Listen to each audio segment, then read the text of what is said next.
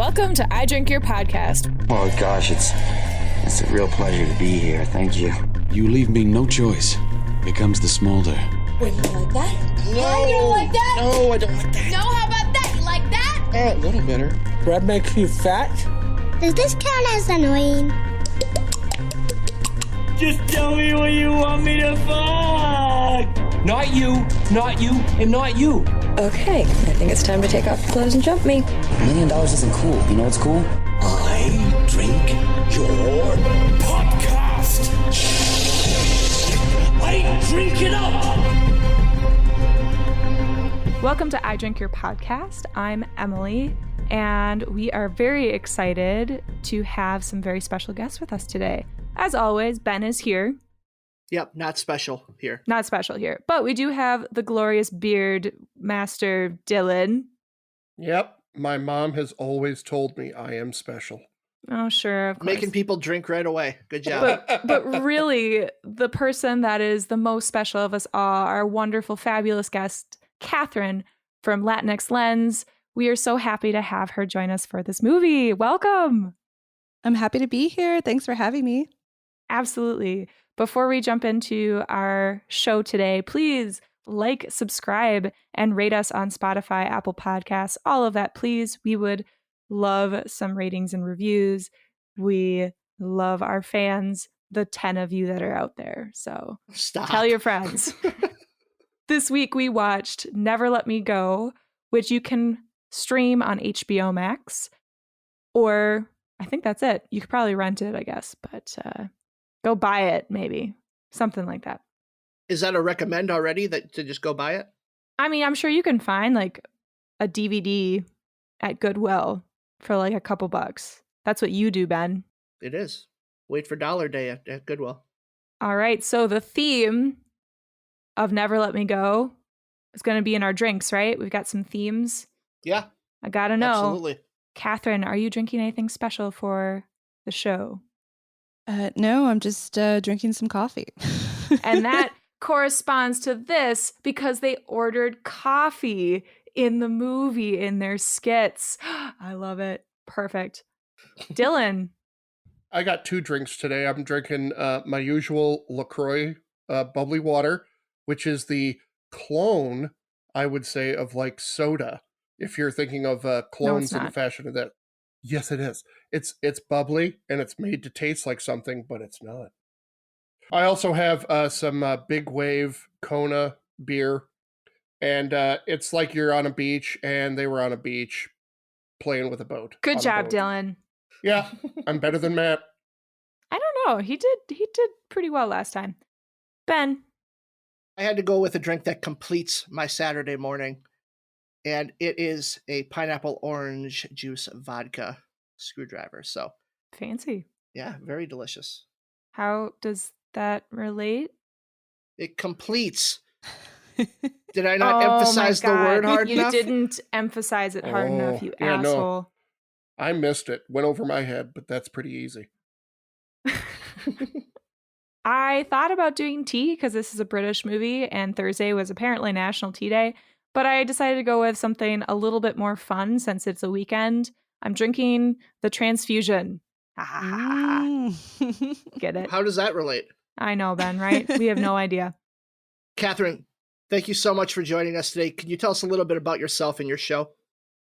Yes, so I am based in Austin, Texas, and my show is Latinx Lens, and we cover and highlight Latinos, Latinas in film and television. So every month we'll highlight one person, filmmaker, actor. We've started to also add behind the scenes. So we added a cinematographer and down the road, hopefully we'll add some more artisans behind the scenes to highlight. And then the other 3 episodes that we cover is just we review films, newly released films, some interviews. And so we're just adding our lens to the much needed diversity in film criticism. So that's awesome. And you're really on top of all of the new releases too. I had to like skip over parts because I'm like, oh shit, I haven't seen these yet. Yeah. And we tell people because sometimes, we don't really have a set thing of like spoiler or whatever. And then sometimes we're like, oh, we want to talk about this. And so I'll just say it and then like pause and then come back if you want to. 2021 was a big step forward for Latin representation in film. How did that make you feel seeing all these new movies coming out that were getting this huge acclaim? Yeah, it's awesome. I think what we've learned through our podcast is that Latinx representation has always been there. It's just and that was one of the things that has surprised me doing this podcast. It was like, oh, we're not going to have much to cover because there hasn't been any. But then what we've realized, it just hasn't been highlighted. There have been so many amazing filmmakers and actors behind the scenes that have been here throughout film history. You know, we've covered a lot of like in the 50s, 60s, even I think further back. So I'm just happy that now it's more at the forefront and maybe people are talking about it more. And also the roles that people are getting in the space is not just regulated to, you know, the criminals and the stereotyped roles that, particularly Latinos would get. So that's what's made me more excited is just, you know, we call it on our podcast, the Robert Rodriguez effect is like, it's just normal. We don't have to. I am also not one of those people that needs like, we need to say that we're of this in every movie. It's like, no, I mean, I don't go around talking about that in my everyday life. I'm just existing. So I love that that's also just the representation that we're having now is just, it's normal. We're just seeing more people that, you know, that represent people that you see in your everyday life. Yeah. So with you watching movies from all decades, it sounds like you've got a very vast film knowledge. What's the movie that made you a movie fan or cinephile? Is it one from further back, or is it more recent one that you found in childhood?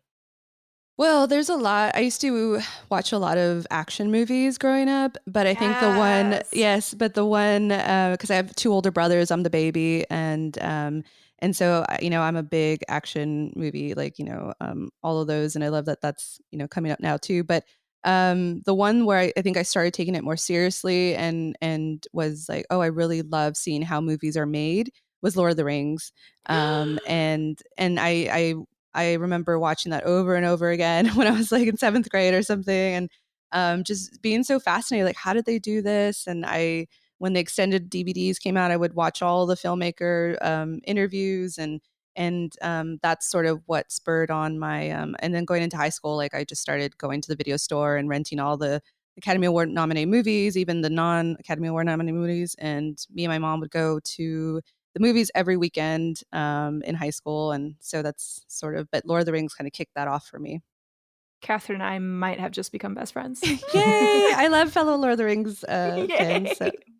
So Catherine, why don't you sell us on something that you watched recently? Because we have a limited amount of time to kind of indulge in media. So what's something that's worth our time to check out? Yeah, so actually it hasn't been released yet on our podcast, but we just recorded our latest filmmaker highlight, who is Lucretia Martell. She's an Argentine filmmaker, and it was sad because I had not heard about her until my co-host Rosa picked this because someone on she had posted like, oh, does anyone have recommendations? And someone had tweeted about that, and so we were like, oh, let's do it. And the first film that we saw from her is from 2001. It's called La Ciénaga, which I think translates to the swamp. And that opening scene, I swear, it's like one of my all-time favorites now that I just saw it. I don't know how she made like dragging lawn chairs or something the scariest thing I've ever seen in my life. And and it was just amazing, that movie, the way it like kind of comes full circle. I won't spoil anything for y'all, but I would highly recommend watching that. Oh my gosh, this looks amazing. And then this week we are talking Never Let Me Go, and you specifically requested to be on for this one. So what is it about this movie that made you want to be on and talk about it? Yeah, so 2010, I think I was like a junior in college, and so I was watching a lot of movies, and I just remember watching this one, and I haven't seen it in a long time, so it was nice revisiting. So I think part of nostalgia is a big part. I mean, movies that I've seen growing up or even in college. That kind of, I remember hitting me in a certain way. I like revisiting. And when I saw the list, I was like, oh, I remember really loving that movie. And I remember crying and like just the love story. I remember it being tragic. And so I was curious to kind of revisit it again. And since it's been 12 years of life that I've lived, I'm married. And so I was just wondering if it was going to hit me differently. And also I just I was secretly hoping I still loved it the same way that I did when I first saw it. Way to hold your cards close to your chest. I know. The anticipation. My name is Kathy H. I'm 28 years old. I now spend most of my time not looking forwards, but looking back and what happened to us at Hailsham. Catch it, Tommy! Why didn't Tommy get the ball? There was once a boy who ran off beyond the boundary. They found him in the woods, with his hands and feet cut off. Who told you these stories? Everybody knows them. And how do you know they're true? You'd make up stories as horrible as that. So Never Let Me Go is what we watched this week, and it is at 71% on Rotten Tomatoes. It was nominated for multiple Saturn and British Independent Film Awards, and was a nominee for the Alliance of Women Journalists' Most Beautiful Film, which I think is just such a cool award. Like, let's not even talk about the craft. Let's just talk about whether it looks good or not. I like that. This movie was directed by Mark Romanek, who is a major music video director, known for classic music videos like Scream from Michael and Janet Jackson, Hurt from Johnny Cash, and a couple of David Bowie videos, Jump They Say and Black Tie White Noise. Emily, are those some of your favorites? No, they're good songs. Okay. But he also directed the 2002 Robin Williams thriller 1 Hour Photo. there's a Robin Williams thriller. Oh, yeah. Robin Williams is not just a comedy actor. Oh, no, I know that, but I just didn't expect those words to come out of your mouth at that point. There's a Christopher Nolan Robin Williams thriller that you should check out, Emily. Okay. Yeah, that's a good one. Insomnia. Mm-hmm. Yeah. Robin Williams plays creepy very well. Those comedians have the ability to tap into some darkness. Oh, yeah. Which shows up in Robin Williams films. We're also going to call out the writer of this because it is a pretty famous name. We've got Alex Garland, who is a sci-fi horror film writer who before this wrote 28 Days Later and the 2007 movie Sunshine and the novel The Beach. And he gained much more prominence in the later years of the 2010s and actually has a really great movie coming out, Men. I'm really excited to see that one. Have you guys seen the trailer for that? I'm kind of terrified to see it. Dylan, you got to check out that trailer. I can see on your face you haven't seen it. Yeah, will do.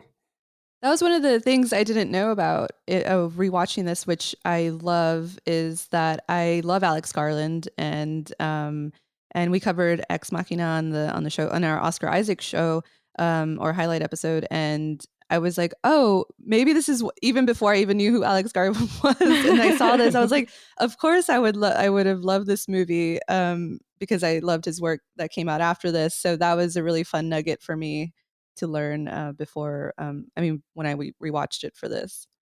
Starring in this movie is Carrie Mulligan. She started her film career in the 2005 movie Pride and Prejudice and achieved acclaim in the 2009 movie In Education. She looks a lot like Michelle Williams to me. Maybe I'm... You're not alone. Not the Destiny's Child one, but like the actress.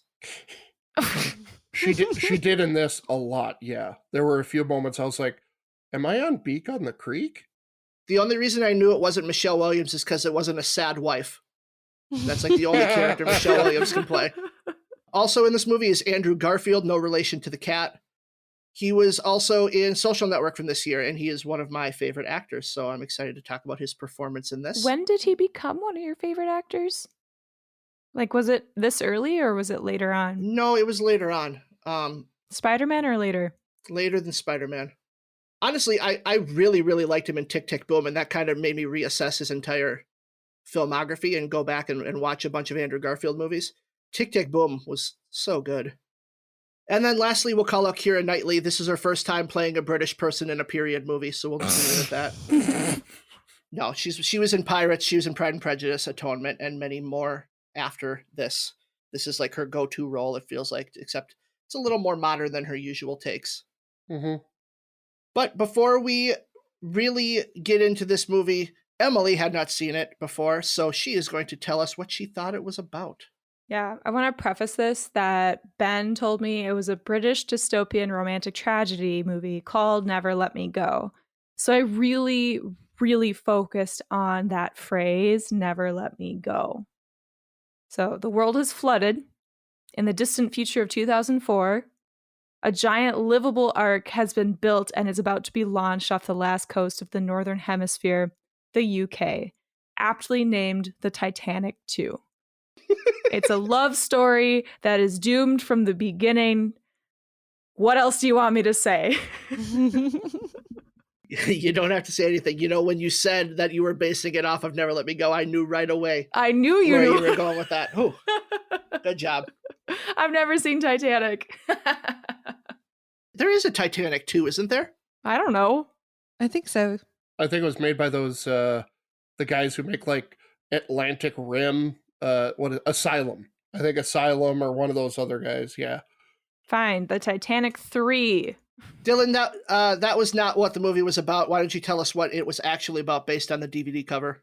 Sure, will do. Kathy, Ruth, and Tommy are best friends who grow up together at an English boarding school with a chilling secret.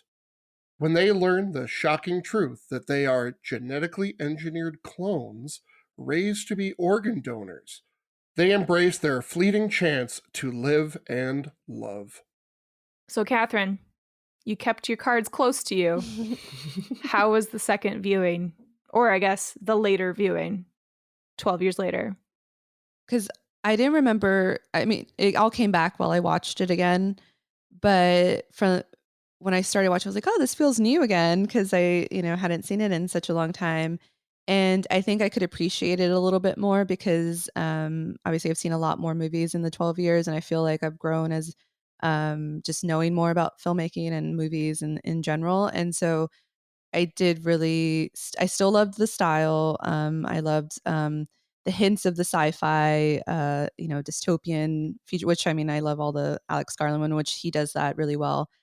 So I think it did live up to the feeling that I had, that I remember having. I will say it was a little bit more like, I think between like the love story stuff and the relationships, I guess there was had remembered it being a little bit more rich, and I think maybe that was like my college, just my over angst, romanticizing things. Yeah. And so I think now I'm like, that's all they went on, and like you couldn't have had a conversation to like save yourself all this pain. But I get it. And so that was like the little, maybe the tidbit. I was like, okay, it was a little bit more loose in that, that I remember. But everything else, like the production, the music, the feeling, I really enjoy. I still enjoyed it the second time. Great. Ben and Dylan, had you ever seen this movie before?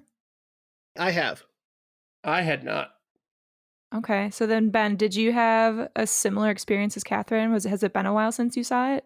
It's been a while. It's probably been 10 or 11 years since I've last seen it. And she's right. I remembered the romance between Tommy and Kathy being much grander than what we got in this movie. I didn't think that the movie necessarily needed a grander romance, but it's funny that that's the part that I latched onto on my first watch was their relationship, because what really caught me off guard in this watch was the general tone and atmosphere of the movie. This movie penetrated me to my core. This is the most Ben movie I maybe have ever seen. I unabashedly love this movie. Yay. Okay. Dylan, you hadn't seen it. Did you have any strong opinions watching it for the first time? I really enjoyed this movie. I really did. It checked a lot of good boxes for me when it comes to light science fiction. I'll call it, because for some reason, and I told Ben this when I was watching it, it just kind of made me think of Children of Men a little bit, just because it was that whole idea that it's futuristic, but it's not that like flying car, deep future type thing. And it also kind of reminded me a little bit of Blade Runner, which that's real heavy sci-fi, but just the idea of that the movie's core is kind of about life and love and experience. And I would say in that the ultimate goal of like the replicants in Blade Runner was they wanted more life, they wanted more experience, they wanted to be real type of thing. And I think that's kind of what this movie comes down to. This movie reminds me a lot of The Island. Only someone saw that movie and was like, okay, but what if we actually made a good movie and had someone with a soul direct it? True. I think seeing it for the first time, I had similar experiences to Dylan, where I liked the light sci-fi, but I actually didn't realize that this was a movie that I had been wanting to see since I was a junior in high school. I actually did not realize that this was a movie that I obsessed over for a really big chunk of my junior year because YouTube was really popular. And I remember just sitting on my computer and watching trailers after trailers after trailers for a while. And I was very much into my Keira Knightley phase. I was loving Pirates. I was loving Pride and Prejudice. I would see anything with Keira Knightley, although I didn't see Atonement, so I don't know. But I didn't realize it was this movie until I was like maybe 20 minutes in, where I connected all the dots and I went, oh shit, that's this movie. That I was so confused by the trailer, but so interested in it. It seemed very sad, but also very angsty, but I didn't know what it was about. And so I was very excited to watch it. I'll agree with you on that, Emily. I remember seeing the trailer for this movie and just kind of going, what is the big... It was when trailers didn't give away the whole movie now, but it kind of did prick up my ears of kind of like, what is like the mystery of this? What is this? I just did, and it really intrigued me, but I think the problem was either the movie was very limited in release or something like that, or it just came out when I was really busy with college or this or that, life and I just completely forgot that it came out. Selfish question. Has this ever happened where you guys just like love the movie that someone picks? It happened with Dogtooth. Yeah, it did happen with Dogtooth, but that should have been one where someone didn't like it. Yeah, right. Like this one, it really does have everyone get emotionally invested and feel depressed and melancholy, but also hopeful throughout the whole movie. It just like that has this weird mishmash of things that just attracts a pretty wide audience, where I don't think there are many people that hate this movie. So I don't know. It has like a lot of introspective qualities to it. It's interesting that you say that a lot of people probably don't hate it, because Google users are usually very generous in their ratings of movies, and this only has a 67% like rate. Whatever. People suck. I don't know, Catherine. We liked your movie. Way to pick good. Yay. I feel very good about that. But I think also watching it this time around, I was thinking more about, I thought the romance part was going to get me, but maybe because I've been married a while, I'm like, whatever. I was, I don't have that like longing like I did in college. I was thinking more about just the questions like, would I, because we don't really get that many details, which I thought would frustrate me too, of we don't know if the originals pay for this, which I guess we assume they have to. And I was just thinking like, would I do that? Or like, what would we do? Who would have access to that? I don't know. I was just thinking more of like the logistical questions this time around. And also I was thinking, why wouldn't they just go away? But I guess why wouldn't they revolt? Why wouldn't they just sort of escape? But then you see like the little hints of like the bracelet, and so you just have to kind of assume that they can't, like there's no way, or they don't even think about that maybe, or they don't have the capability to do that. So I found that more fascinating this time around, of just thinking about those questions and the themes of the actual like sci-fi part that I don't know if I did do that when I first saw it. Mm-hmm. Yeah, you brought up the idea of the originals, and the sense I got from this movie is that there are no originals. Like it's very much like a British organ farm that they're kind of doing, that is available to people willing to pay. So it's not necessarily that this organ matches up to a specific person, but it's more about, we just have all these organs available to use for the transplants that we need to perform. Yeah, because I was thinking, why would they defer? If they can become a carer, I was like, but what if that original would need it? So that makes sense. Yeah, it was just they're just growing it for everybody. Right, and I think they added so many layers that I didn't really expect watching this for the first time. I didn't really think of dystopian in this way, I guess. I wasn't expecting what I got, especially because the little hints that were dropped and how they kind of opened up those questions as you went. Really, I am so blown away by Alex Garland's script, but also the book. I really want to read the book now. I have never wanted to read a book this bad in my life. I'm just like blown away by like you said, the bracelets added in, or when Andrew Garfield's character talks about how the other schools are run like battery farms now, you get this whole world in just glimpses. I like what you said, Emily, about the dystopian thing and how you don't normally think of like this type of dystopian movie, because I think what this movie really hammers home is that one person's dystopia is another person's utopia.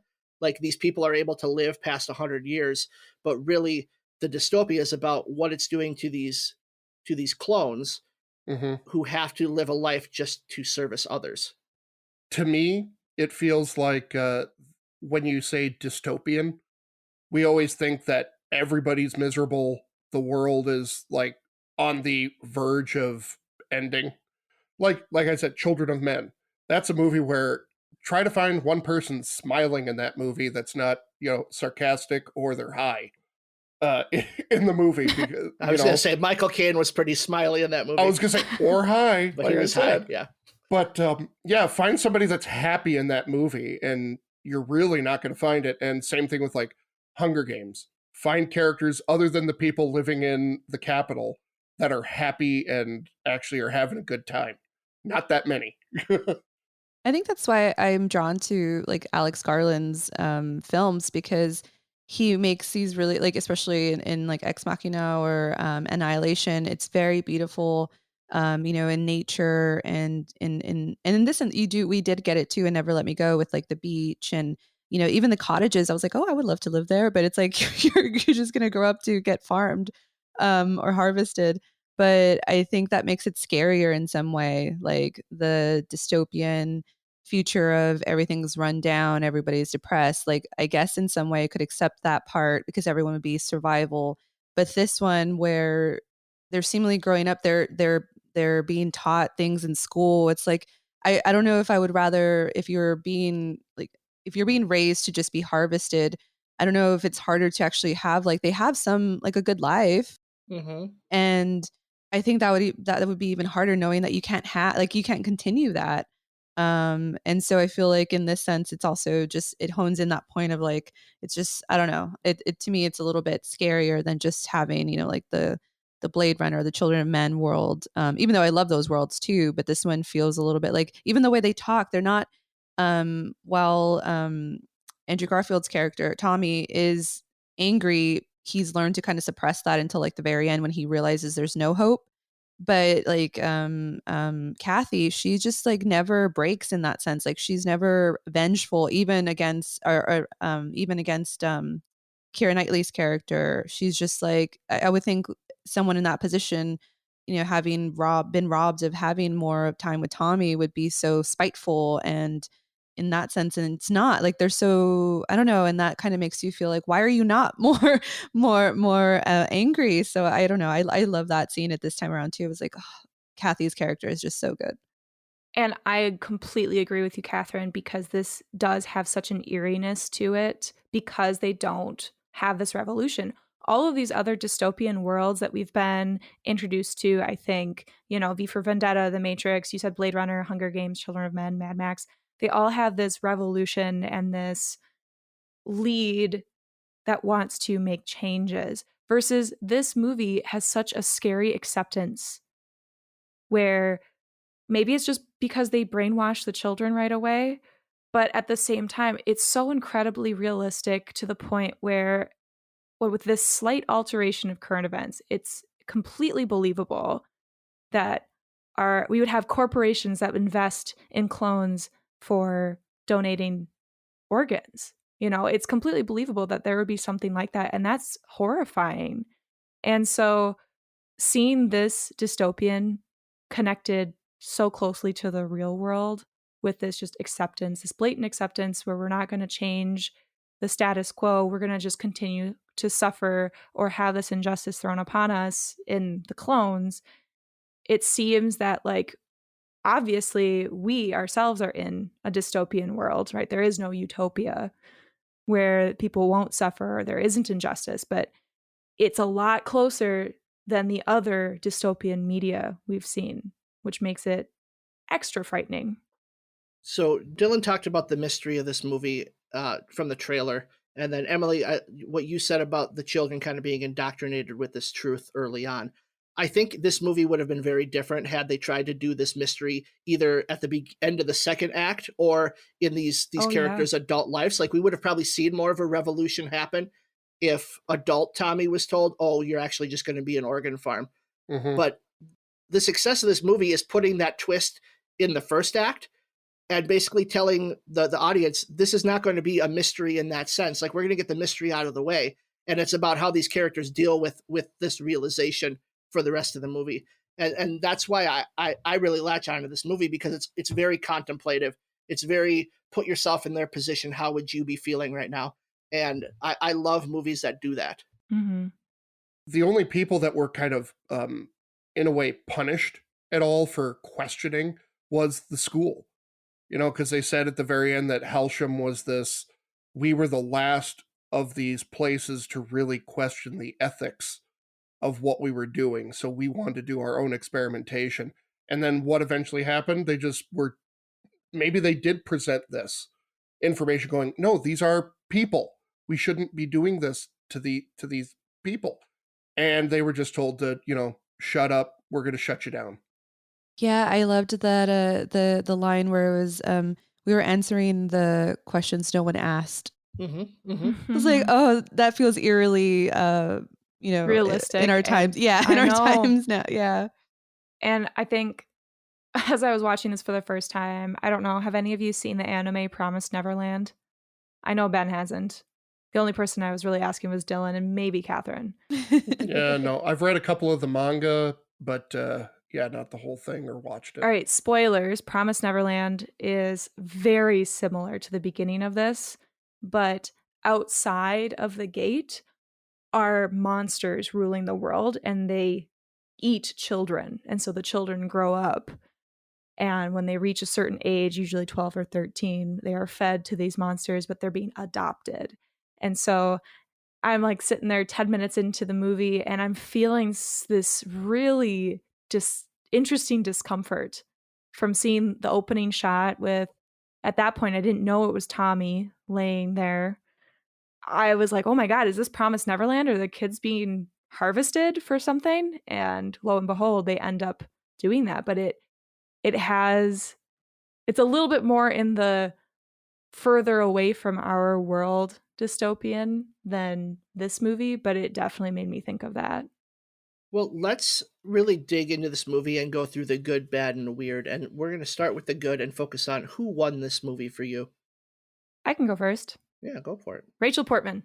Holy shit, that score. Oh my God. I did not expect to be so emotionally moved by this movie, and it would not have happened in such a prominent way without her score. And reading about how she worked with just a very small group of instruments, mostly piano, strings, and harp, with those violin and cello solos, my heart tightened. And I could feel the tears welling up every time. The motif that would continuously play out, it reminded me of so many parts that I've heard in music, but it was so different too. I don't know how else to describe it. It had this hope and humanity and heartbeat, as she put it, but at the same time, it was this longing that I didn't expect for me to feel. Ugh, it was fucking gorgeous. For me, I thought Carrie Mulligan kind of won this for me. And in one particular scene that really kind of drew me in and really made me care about these characters a lot was the scene when Ruth comes into when they're living in the cottages that broke up their friendship. That last scene of the two of them together, when she kind of just comes up to her and just says, he never wanted you, like he wants me. And just the sadness and the rage in her face, is so good. And just that, the single teardrop as she's trying to not cry, but she just can't help it. That really, that got me good. So I thought she was fantastic. I thought everybody was great, but, for her being the star person, it's wonderful to see that, you have an ensemble cast but at the same time you have your standout person that just really drew you in. I was really taken by the young Kathy, Izzy. I think Yeah. it's played by Izzy Meckley Small. And she said, like, that was such good casting because they have this similar, like, she does look like a Carrie Mulligan. And it was just like because for a good portion of the beginning of the movie, it's just these young actors. And I think they could have made or broke it, and they made it. Because if they weren't good, it would have been like, we would have just wanted to wait for the, Keira, Carrie, and Andrew. But I was actually finding myself really enjoying the young cast this time around too, because I think I didn't really pay attention last time. I was kind of taken by the adult ones, but her subtlety of like the one scene that stuck out was when they're in the gathering room, and she I forgot what Keira Knightley's character, she grabs Tommy's hand, and then it just like goes to young Kathy and her face, and she just turns, and then you just see like the dread, like her heart broken. And I was, and it's, that's not easy to do, even as like, with the adult actors. And I was like, the way she was able to do that and really sell it, I think really helped when you would go to adult Kathy and you were like, yeah, we felt that when she was younger through this actress. So I just wanted to give her props because everyone is amazing in this movie, but she really stuck out this time around. And I was like blown away. I was like, wow. Absolutely. It was a huge gamble on starting with the kids like that. And I think you're absolutely right that they did such an incredible job, especially Kathy, because there are other movies where there is this disjoint as they age up, whether it's better as older or younger. This I felt had a really good mesh, especially with the Kathys. So Catherine and I are on the same page on this one because my pick was the casting director of this movie. Just finding someone that really could become Carrie Mulligan. Like that child like looked so much like her. The Keira Knightley character. That's one thing that always throws me off in movies where there's younger selves with people that are then not much older than them, like 12 to 15 years older is probably what Carrie Mulligan is from the young one. But it legitimately, the progress could be there. And then also casting people like Andrew Garfield, who doesn't have a lot of experience at this point. Domhnall Gleeson, who's really good in this movie, even in the short scene he's in. Andrea Riseborough, Charlotte Rampling as the headmistress. Like, there's just some great decisions here to really pick people that, and Sally Hawkins, like, let's call it Sally Hawkins. I know. Yeah. When I saw her show up, I'm like, oh, we're in good hands here. Paddington. Absolutely. or any other movie. Yeah, but Paddington. But yeah, casting director definitely won it for me. And let's keep going with the good now. Well, we've already talked about Alex Garland, but I still want to call out the script just because it was a great adaptation. I said earlier that I have never been so intrigued in reading a book, especially after I've seen the movie and I know what's going to happen. I've been listening to interviews of the author, doing readings for the last 2 days now, and I'm obsessed. I just want to sit down and absorb the content. But seeing how closely parallel they are and how happy the author is with the script and just the nuances filled with sorrow and contemplation of our own personal lives, it's just gorgeous. And I loved everything about his script pretty much. I don't think there was anything that was glaringly strange in a way that took me out of the world. I talked earlier about the different details that were layered into the movie. And one of the other ones that was just beautifully written is Ruth talking about after she's had her second donation and she's scared, and she's talking about how that there are these rumors after the fourth donation and how they just keep going until they turn you off. It was horrifying and beautifully done, just the way that that dialogue was written. I also really took note of the way they, like the terms, because in the dystopian movies, someone's trying to, they come up with these, like, I don't know, the like completion, donation, care and stuff. And in this movie, it felt very eerie because like some of those words, like carer, oh, that's nice, she's a carer, but it's like you're caring for the people who are getting harvested. And even completion, like it was so subtle, yet those words just mean so much. And I love also the double meaning of them. So it's simple, yet it's complex. And then, and even at the end, it's still kind of hopeful because when Kathy, says like, oh, if the people who are getting our donations, like they're going to have to complete one day too. Yeah, we all complete. Yeah, Ugh, they all complete. And then, me. so I was just like, in some ways it's horrifying, but it's also beautiful because we're all going to complete too. So, and it's like what you do within that time. And so I just love the terminology, with this. It was not over, it was not super sciencey or anything like that, but it was effective and beautiful and layered. So I really enjoyed that part. I'll say one scene that I really liked, just the filming of it, because there wasn't really any dialogue, was the surgical scene with Keira Knightley, with Ruth's character at the very end. And just, I'm sorry to bring up I know that's a really no, it was so good, but heart-wrenching it was scene, so hard. but just the timing of the scene and how you hear her monitor. First of all, let me go back. I'm sorry. Let me go back. When you first see her face, she's just kind of like looking like a dead body that they just basically put on the slab and that's it.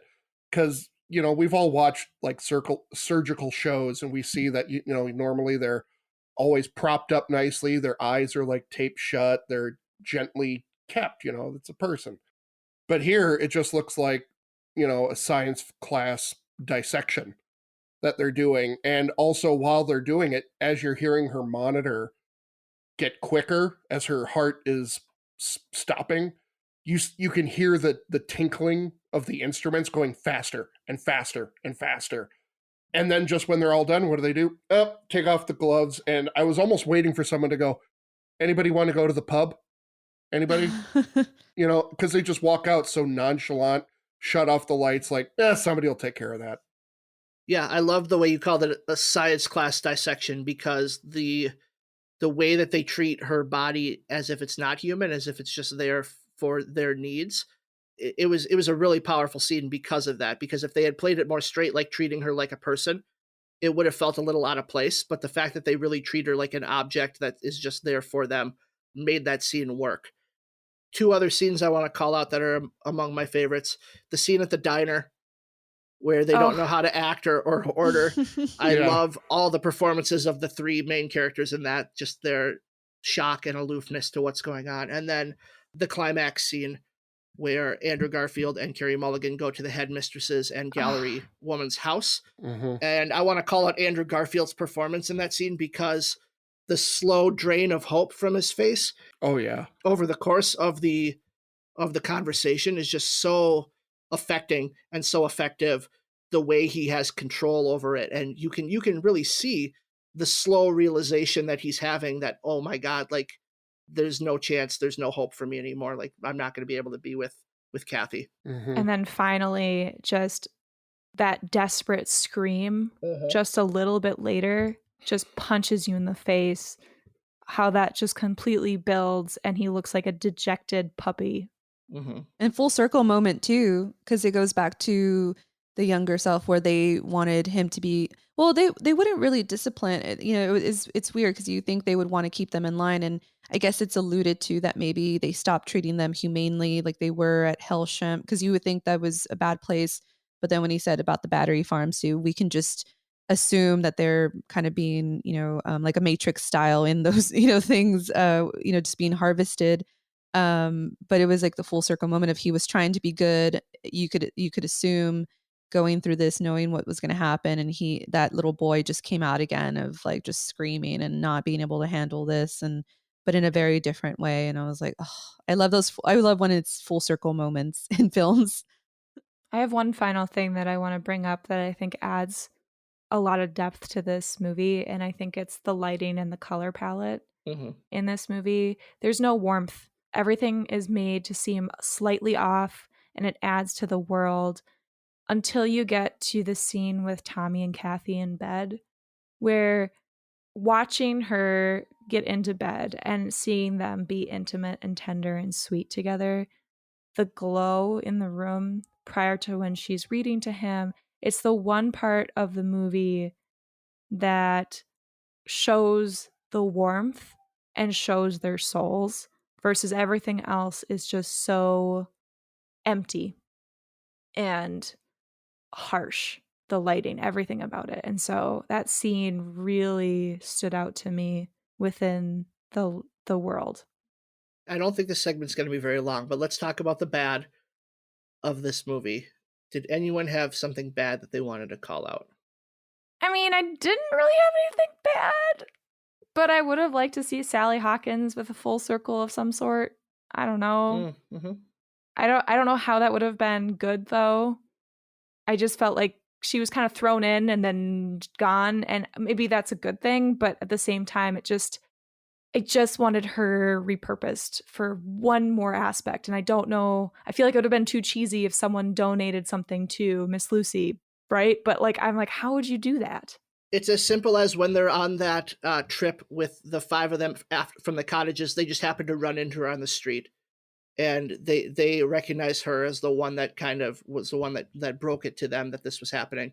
In just a moment of realization, maybe it doesn't have to be a lot, just to see her again and to see the impact that she had on these people would have been nice to be reminded of.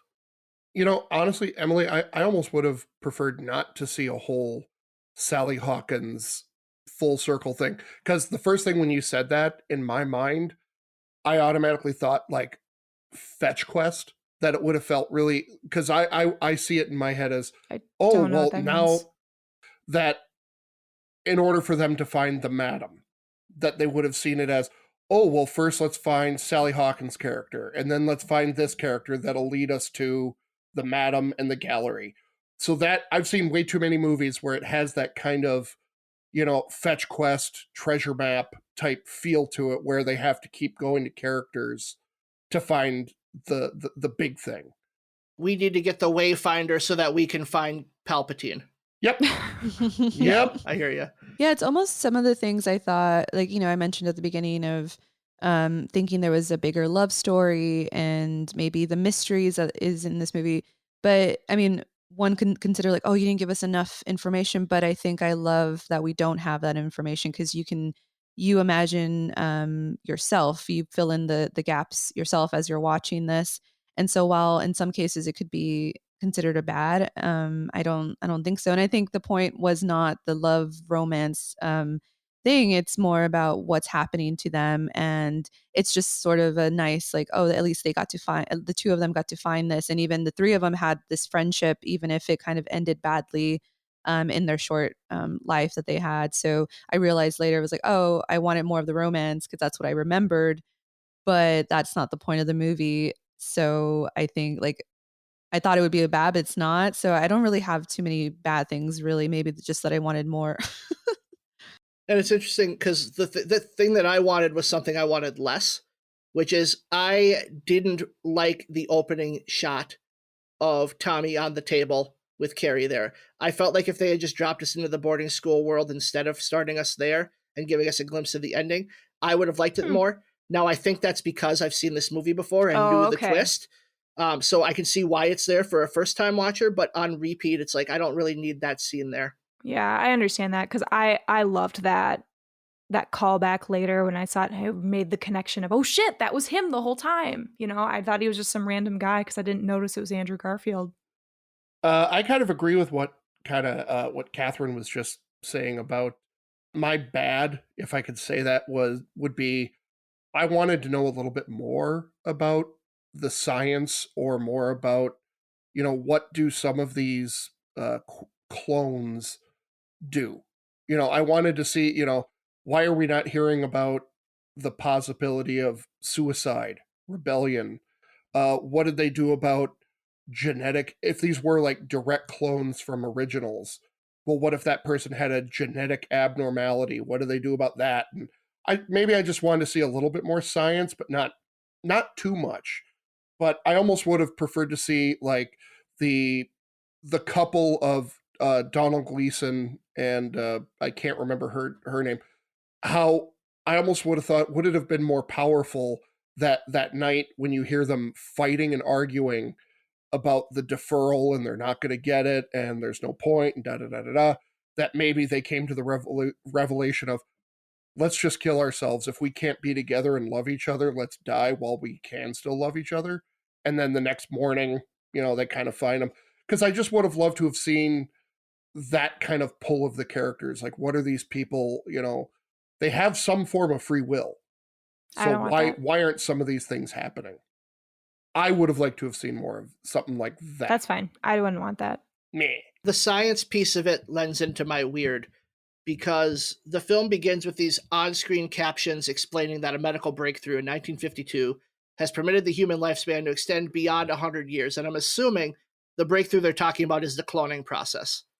However, would organ harvesting really be able to extend life beyond 100 years? Like, that was my first thought. Like, if that's all the breakthrough is, like, would that really make us live that much longer?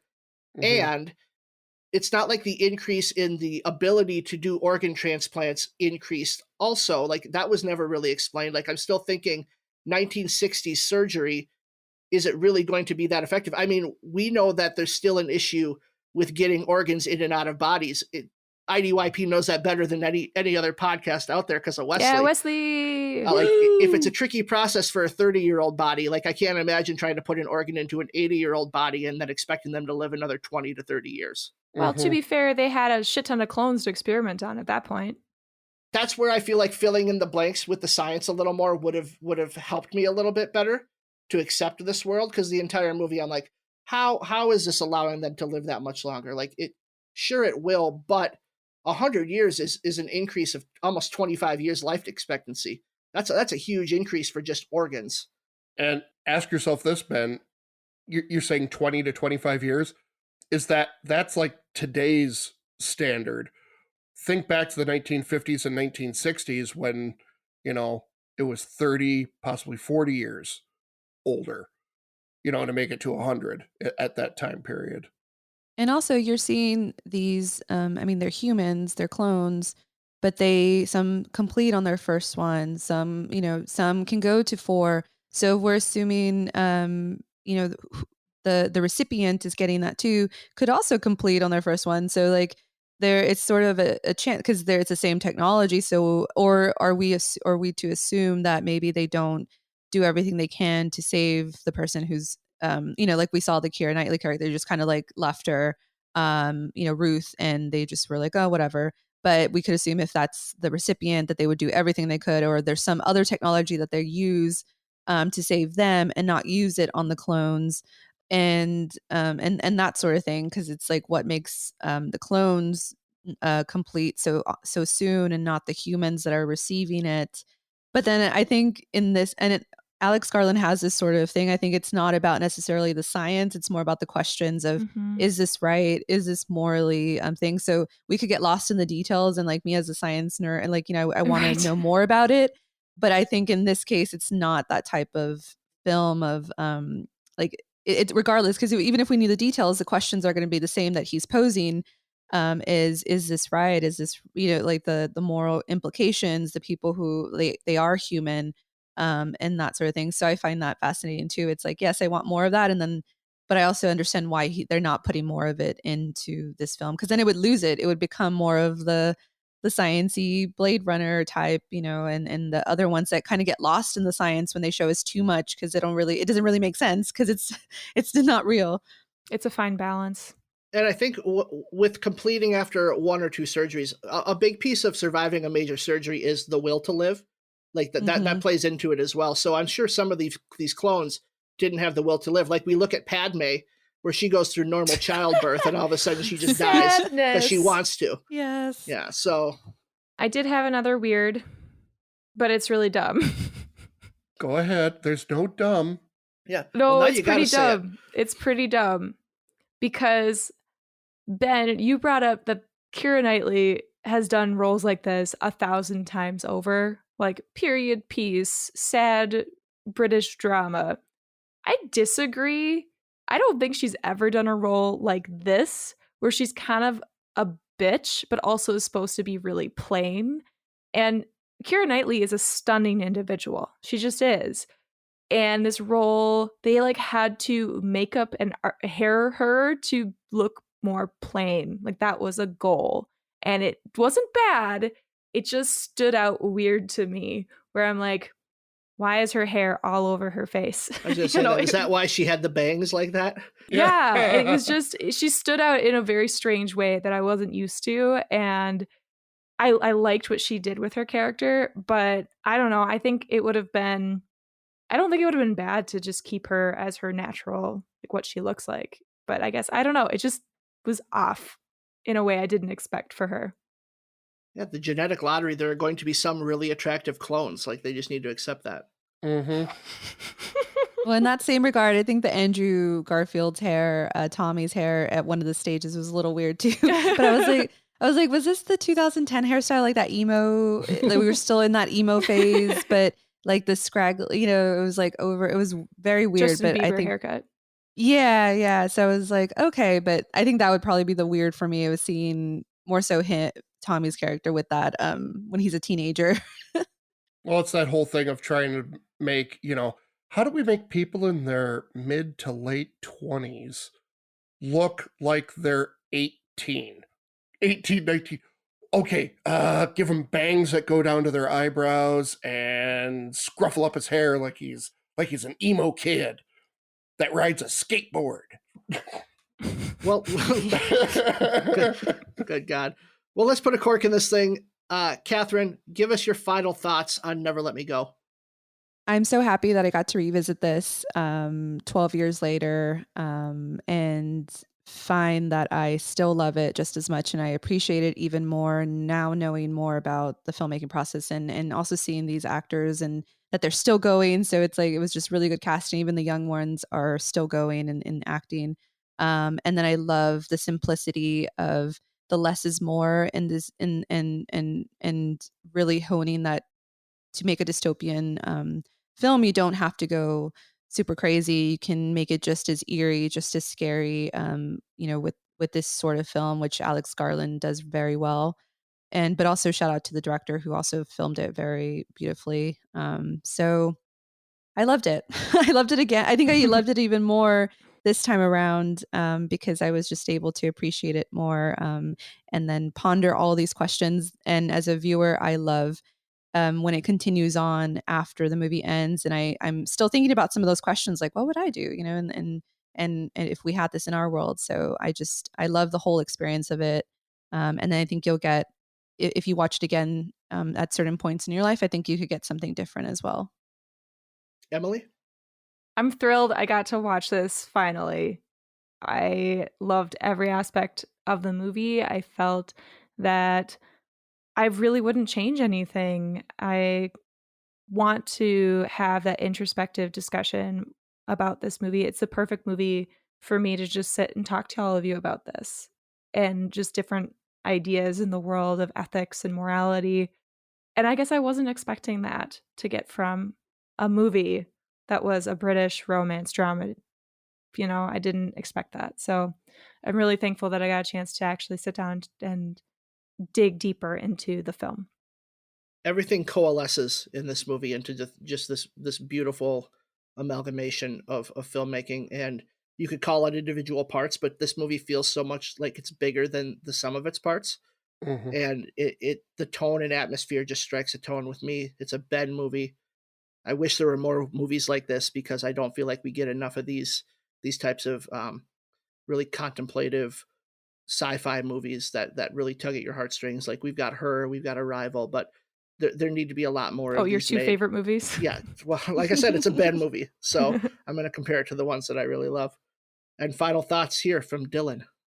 Once again, all around, fantastic movie. I really enjoyed it. I agree 100% that I like seeing these light sci-fi movies that really make you ask a lot of questions about, again, morals, ethics, what's right, what's wrong. I really enjoy that. And yeah, here comes the next everybody take a shot. Within 20 minutes, I was texting my mom telling her, you got to watch this one. You'll really like it. What's your favorite idea? Mine is being creative. How do you get the idea? I just try to think creatively. Okay, it is time to battle some twits light. Number 1, The kids at Helsham bought a bunch of very cool little treasures from their button tokens. I have to know, if you all are clone children, what would you buy with your button tokens? What would you try to find?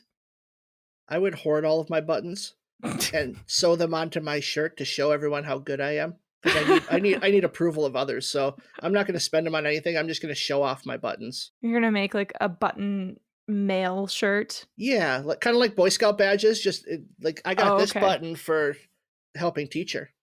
Oh my god! Of course you would. I mean, I don't think it would have been available, but I'm sure I would have wanted a snack. Because they were so healthy, it made me uncomfortable that I was like, when they drank the soda, I was like, can they drink soda? Like, you know, is it going to mess? Or even the coffee, I was like, oh, they must not be able to drink coffee because it's bad for you. What's little Catherine's go-to snack? Oh, well, the snack that I should have or snack that I shouldn't have. The one you shouldn't have. Obviously. Lately, I've just been craving hot Cheetos a lot. So I want hot Cheetos. And then I really want the hot Cheetos with cheese that I have not had in a long time. So with melted cheese, not regular cheese. Well, I'm going to go with the first thing that came into my mind, and that would be probably comic books. Looking for, see if they had any good comics to read, something like that. And, you know, would they even allow me to read a comic book? They probably wouldn't have. Yeah. Too much of the real world for you, Dylan. Maybe. I feel like little Emily would have found a broken slinky and would have spent all of her tokens trying to fix the broken slinky to make it work. Because I distinctly remember doing that. Emily would have been a carer. There's Probably. No doubt about that. Probably. All right, number 2. This is my favorite. You remember how Ruth would squeeze Tommy's shoulders, and that was from like the show that they watched? And she just was like emulating that. Okay, I gotta know. There's gotta be a show or movie character that you would try to emulate to act normal in the real world, and then you would get called out for it. Mm-hmm. What show or movie character would it be? Oh, I have mine. Yes. So I'm a big fan of Yellowstone, and Beth Dutton is my favorite character ever because she just is balls to the wall. She has the best lines. Like, she tells people how it is, and I want to be her so bad. Like, one of her lines that she says is, oh, hangovers build character, and I'm like, yep. So I would definitely be her, but I would not be able to pull it off, so I'm sure my husband would call me out on it.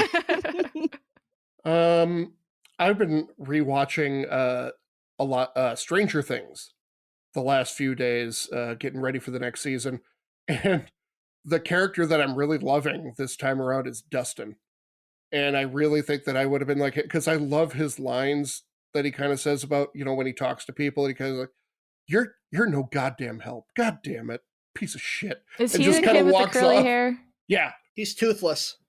Toothless. Yeah, okay. Yeah. I've only seen the first season. He just makes me giggle.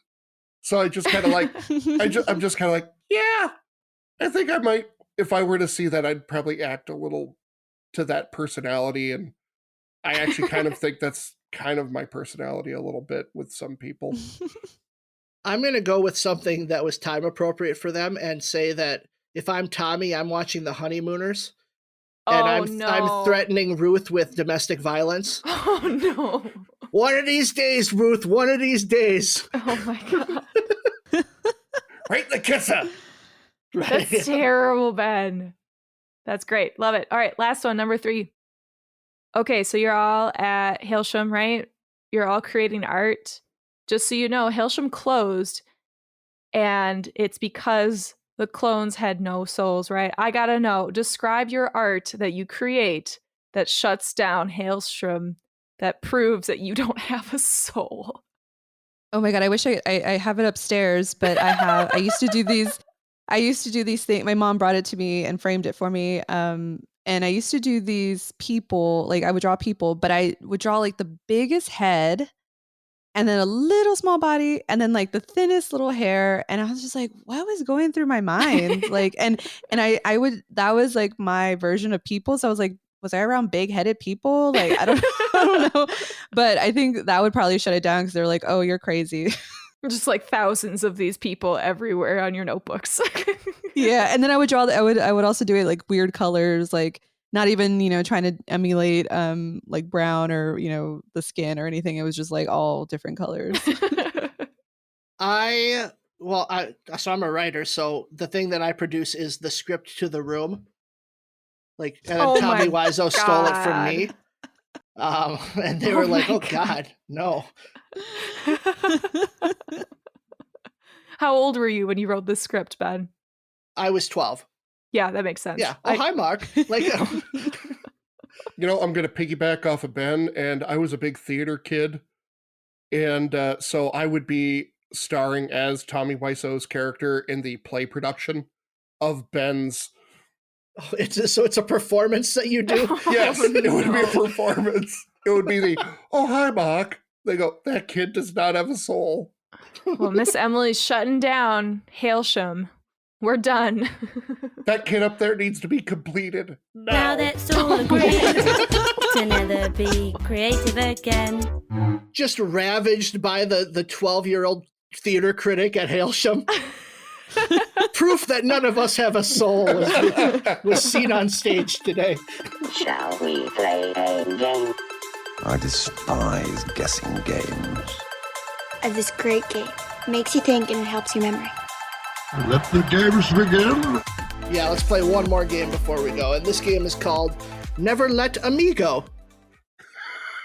As anyone who listens to this podcast knows, I'm an idiot, not very worldly. So I've taken 6 movie titles and attempted to translate the titles into Spanish using my 8th grade Spanish 1 education. Oh, God. So you're going to need a piece of paper for this one and a pencil, because you're going to write down your guesses as to what movie I think I'm translating correctly. I'm going to give you 6 movies.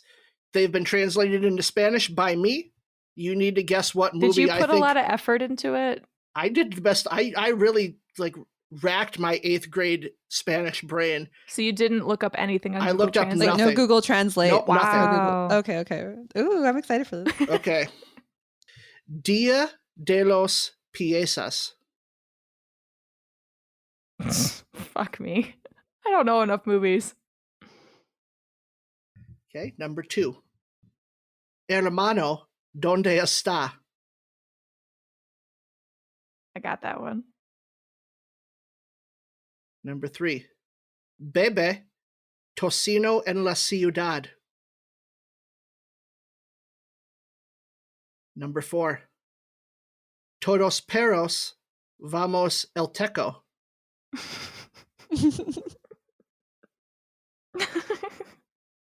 Wow. Okay, the next one. Number 5.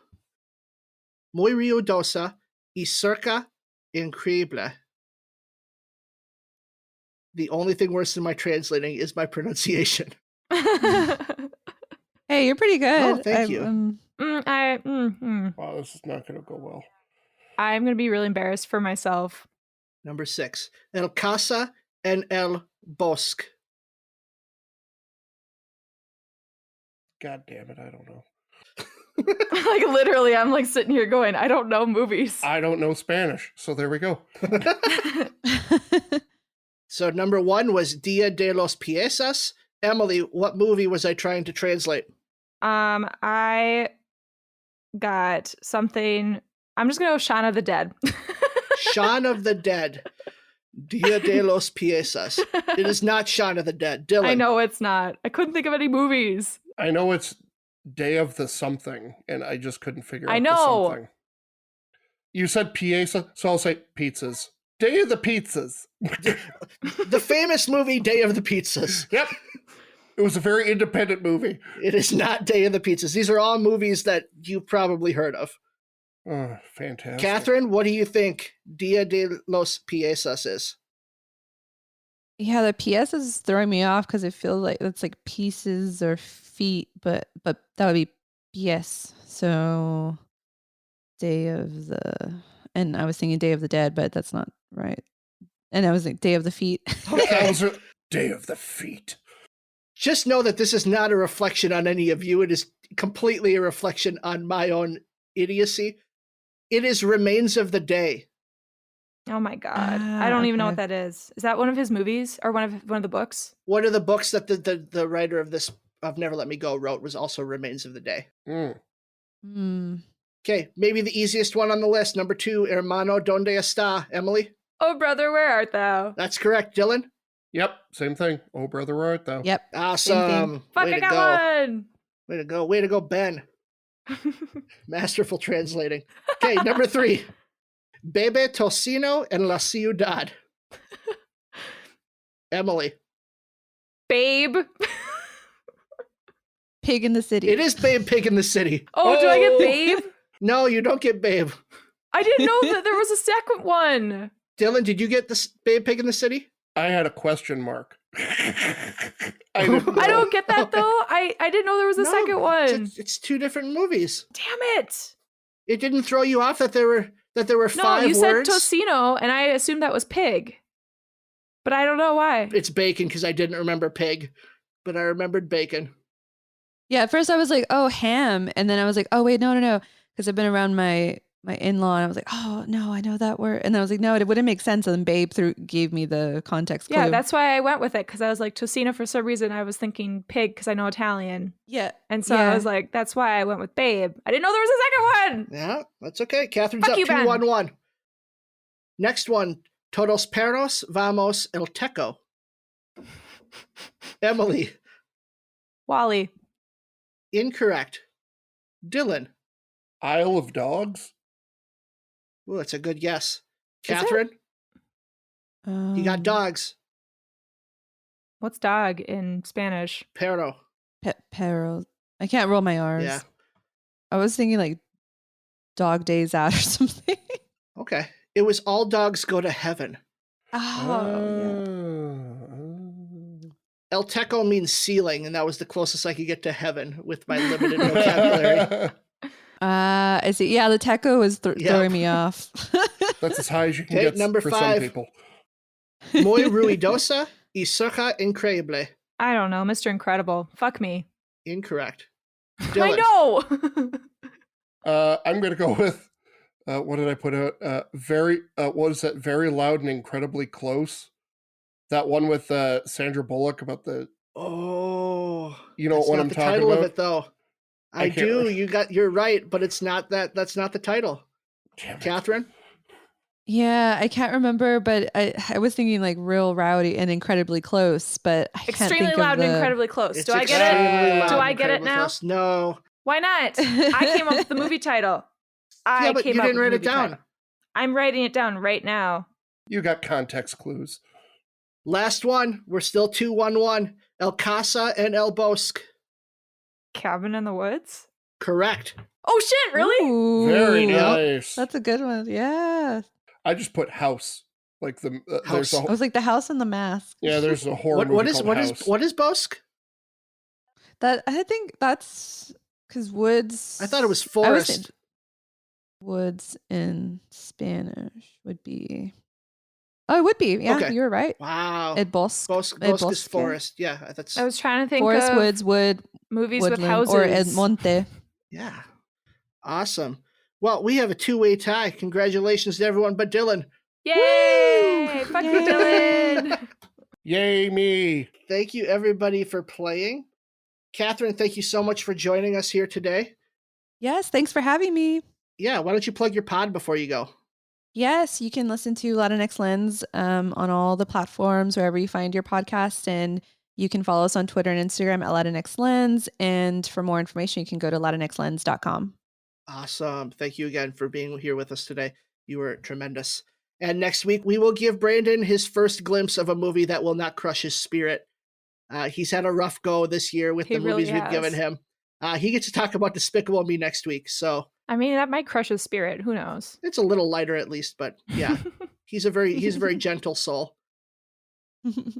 We are so happy that Catherine was able to join us, and we really had such an amazing time talking about Never Let Me Go. If you could also follow us at IDYP_podcast, both on Twitter and Instagram. And don't forget to like and share us with some friends. We love you all. And Kat, as a beautiful send-off to an amazing episode, in your most melancholy British accent, can you end the episode by saying, I drink your podcast, I drink it up? Oh, goodness. This is going to sound so horrible. Did you just hear me try to speak Spanish? Yeah. And I watch so many British shows, but it's still going to be horrible. Okay. It's not going to sound British at all, but I drink your podcast, I drink it up. I don't even know how those pronunciations can't. It's hard. It's very subtle. Yes. Thanks again, Catherine. Thank Bye, you. everyone. Bye, everyone. Bye. Bye-bye.